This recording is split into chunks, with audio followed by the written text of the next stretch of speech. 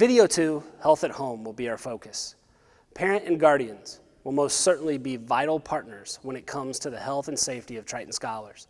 It is essential for school community to work together to prevent the introduction and spread of COVID-19 in the school environment and in the community, while still providing a quality education. You can help stop the spread of COVID by stressing good hygiene at home.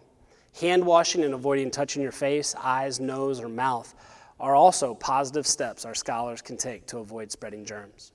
Parents, students, and employees should self-screen for the following COVID-19 related symptoms: a fever of 100.4, cough, shortness of breath or difficulty breathing, chills, repeated shaking with chills, muscle pain, headache, sore throat, loss of taste or smell.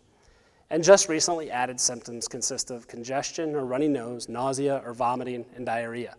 Since nearly every symptom possible is associated with this current pandemic, we ask that you be as diligent as possible to look for these symptoms before sending your child to school. We ask that students who are not feeling well or may be displaying some of the above-mentioned symptoms may return to school after they are fever-free for 72 hours without the use of medicine that reduces fever.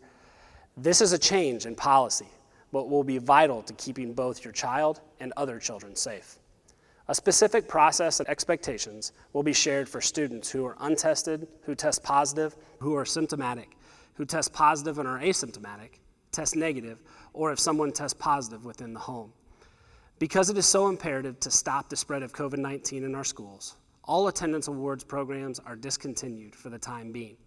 In no way do we want to encourage students who are ill to attend school.